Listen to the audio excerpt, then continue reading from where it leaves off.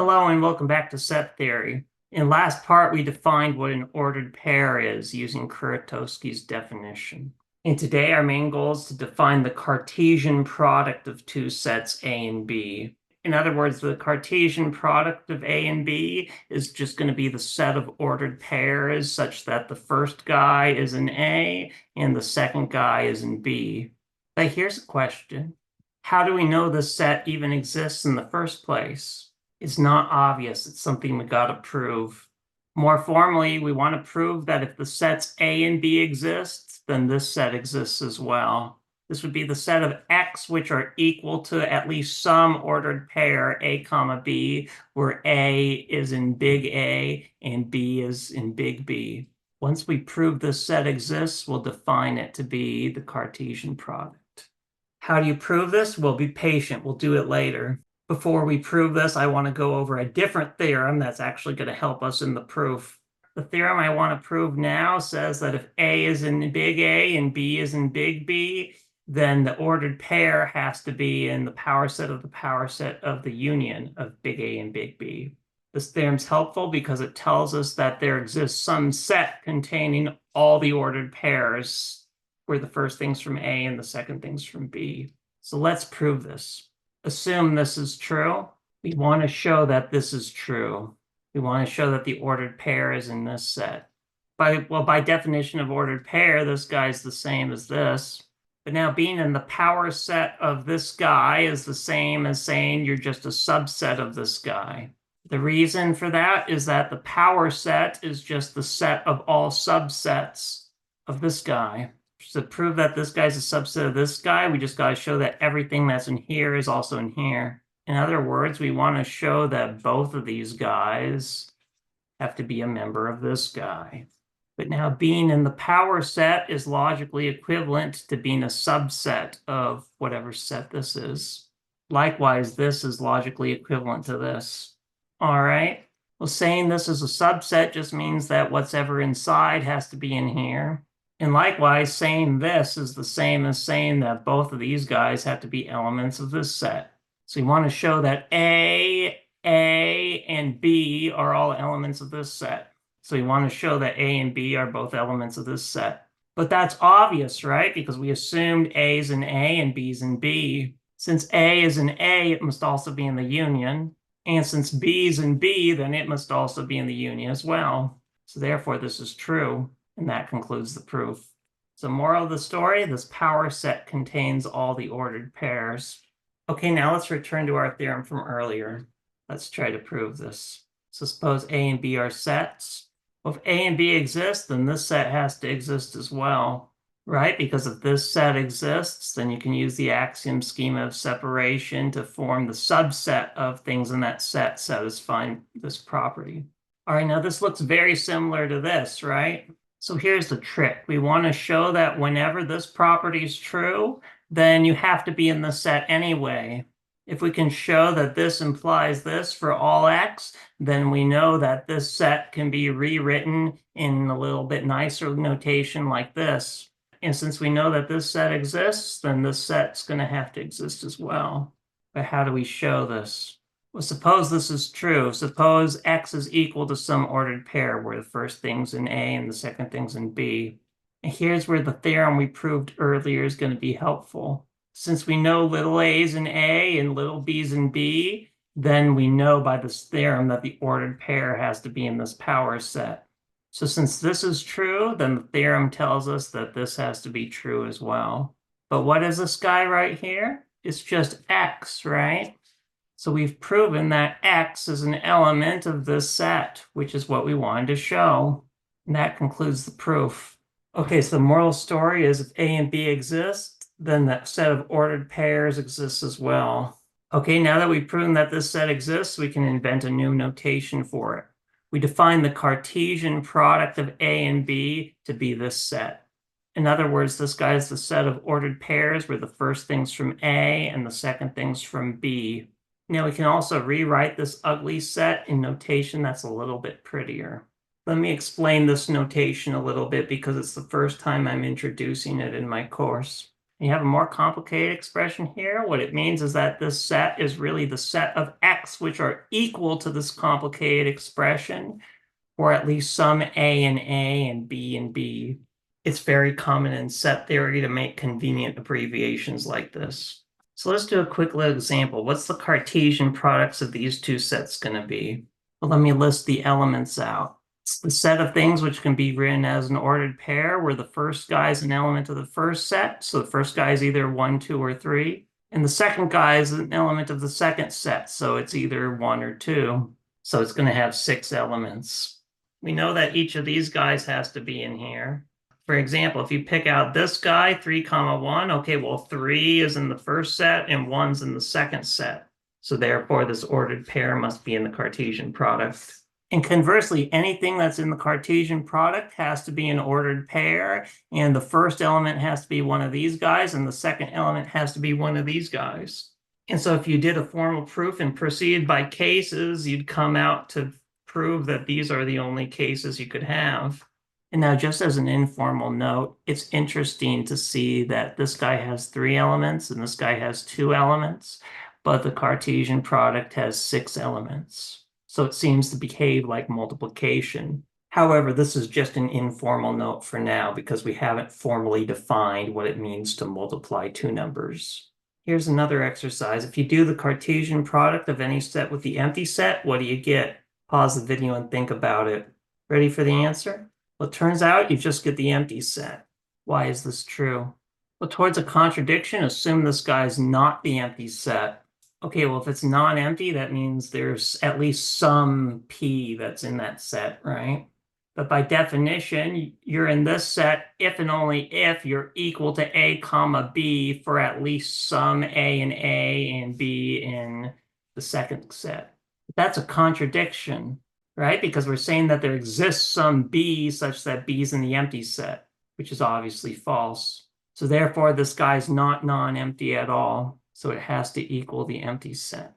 And similarly, if you take the product with the empty set, but the empty set's on the left instead of the right, well, you still get the empty set.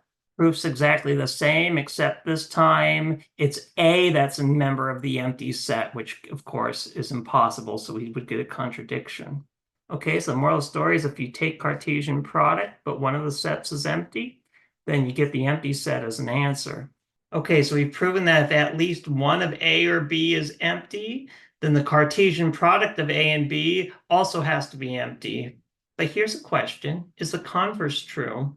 If the Cartesian product is empty, then does that imply that at least one of A or B has to be empty? And the answer to that question is yes. So it turns out it's an if and only if. So the Cartesian product is the empty set if and only if at least one of A or B is the empty set. Let's try to prove this. Backwards direction's already done. If at least one of A or B is empty, well, then you either get this or you get this. In either case, that evaluates to the empty set. So we get this. So now let's prove the forward direction. For the forward direction, assume this is true. And we want to show that at least one of A or B has to be the empty set. Well, towards a contradiction, assume this is false. Assume that A and B are both non-empty. If A and B are non-empty, then there exists a little a in A and a little b in B, right? Now, if little a is in A and little b is in B, then that means the ordered pair has to be in the Cartesian product.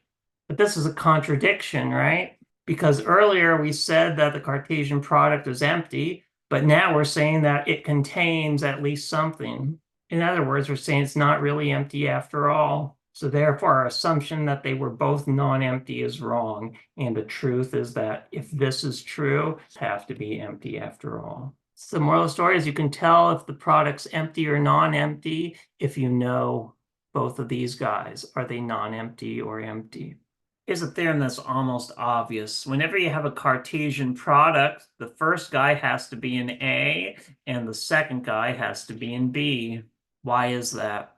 Well, suppose this is true. Okay, well, if you're in this set, what does that mean? That means you're equal to some ordered pair where the first guy is in A and the second guy is in B. But then by our lecture on ordered pairs, we know that if these two ordered pairs are equal, then the first guy has to equal the first guy, and the second guy has to equal the second guy. So A has to equal alpha, and since alpha is an element of A, then that means A has to be an element of A as well. And likewise, since these two ordered pairs are equal, then this guy has to equal this guy. So B has to equal beta. And since beta is an element of B, then B has to be an element of B as well. And that concludes the proof. Now here's another question. Is the Cartesian product commutative? Is product of A and B the same as the product of B and A? And the answer to this question is no. For example, earlier we took the product of these two sets, and here were the elements. But what if I reverse the order? Well, if we reverse the order, I get this. So these sets are not equal. Notice, for example, 1, 3 is in this set because 1's in the first set and 3's in the second set. However, it's not in the first set. And the reason for that is because this set right here doesn't contain 3. So in general, no, you can't change the order and expect them to be equal. However, if one of the sets is the empty set, then you can change the order because both of these guys evaluate to the empty set, so they're the same. Also, if A and B happen to be the exact same set, well, then obviously you can change the order and nothing changes. So here's a question. When exactly is this true? Because sometimes it's true, sometimes it's false. So it turns out we can prove in a theorem that these guys will be equal if and only if at least one of the two sets is the empty set, or if they're the exact same set. So in other words, these guys normally aren't equal, but there are exceptions for these two cases that we talked about. But those are the only exceptions. So let's try to prove this.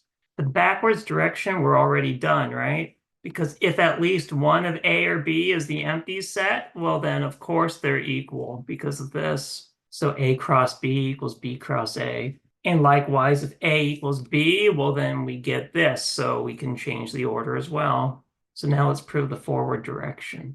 For forward direction, assume this is true. And we want to show this, right?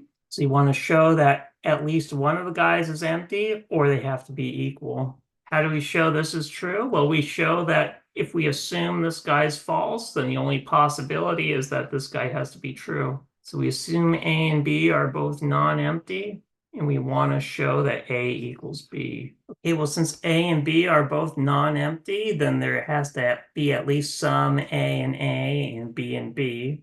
Now, what do we want to show? We want to show A and B are equal. To do that, we got to show that A is a subset of B and vice versa.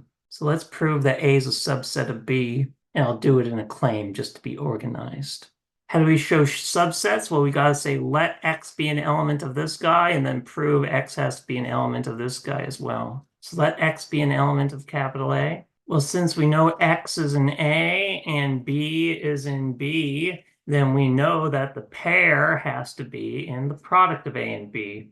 But now what's this guy the same as? This is the same as B cross A, right? Because that's what we were assuming earlier. But now since this guy's an element of B cross A, what does that mean? Well, since this guy's in this set, what's that the same as saying? That's the same as saying that it's equal to some ordered pair where the first guy is in B and the second guy is in A. But we proved last time that if two ordered pairs are equal, then this guy has to equal this guy, and this guy has to equal this guy. So importantly, this guy has to equal this guy, so X equals H. And we know H is in B, so that means X is in B as well. Okay, so we've proven that everything in A also has to be in B, and therefore A has to be a subset of B. Okay, now let's try to prove B is a subset of A. And spoiler alert, the logic's going to be exactly the same. Well, if X is an element of B, then this ordered pair is in the product, right? Because A is an element of A by what we said earlier. And then, of course, X is an element of B by this. So the ordered pair has to be in here. Okay, but earlier we said this is the same as B cross A. So since this guy is in here, that means it must equal some ordered pair where the first guy is in B and the second guy is in A. Since these two ordered pairs are equal, that means this guy has to equal this guy. And since we said I is an A, that means X is an A as well. And that proves the claim. We know B is a subset of A. Since we proved that for anything in B, it also has to be an A. Okay, so we showed A is a subset of B and B is a subset of A, so therefore these guys must be equal. And that concludes the proof. Okay, so the moral of the story is these guys are not equal to each other unless one of these special cases happens. Okay, now here's another question. Is Cartesian product associative? Can you move the parentheses like this? And the answer to that question is no, at least not in general. Let me give you a counterexample to show why. For example, consider a case where A, B, and C are all the singleton containing 0. That is, the singleton containing the empty set. Well, this Cartesian product right here has only one element, namely 0, 0. And so when you take the Cartesian product of this guy with this guy, what do you get? You get a singleton containing one ordered pair, where the left guy is this, 0, 0, and the right guy is this, just 0.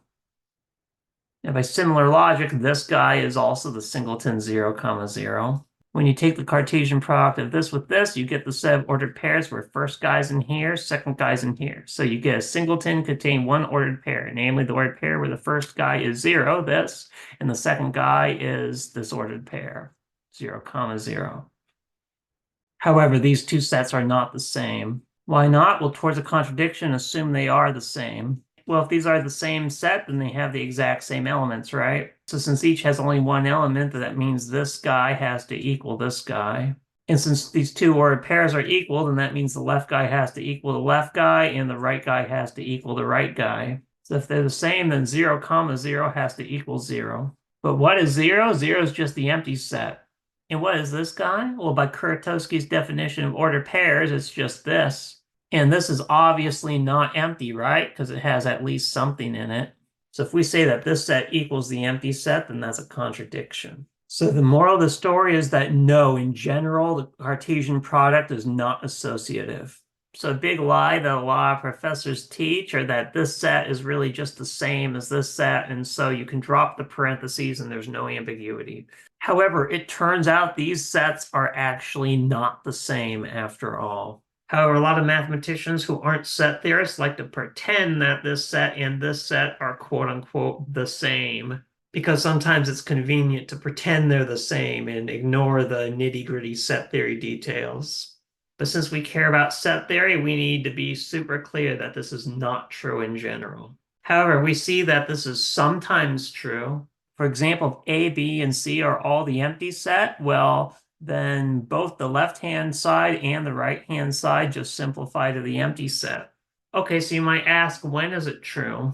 On Wikipedia, they'll tell you that this holds if and only if at least one of our three sets is the empty set. However, we can't prove this now. The reason is because the proof requires the axiom of foundation. And for the time being, we're working strictly in Zermelo set theory, only using the Z axioms. So this proposition is actually undecidable in Z, unless, of course, Zermelo set theory turns out to be inconsistent, which means everything is both true and false simultaneously. And yes, you heard me right. The reason I mentioned consistency is because we don't know for sure if Zermelo set theory is consistent or not. I mean, the past 100 years, no one's been able to find a contradiction from the axioms, but how do we know that there will never be a contradiction from the axioms?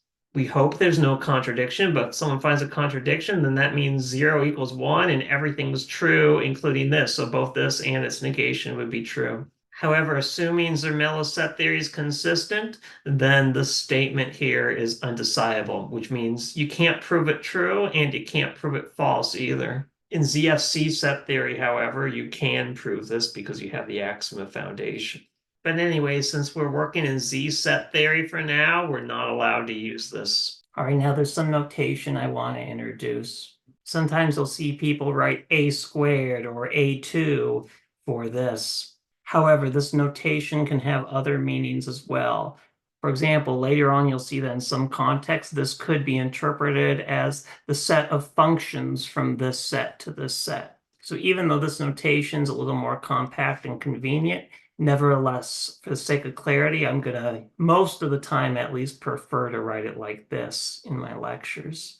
Like and subscribe if this was helpful, and I'll see you in the next video.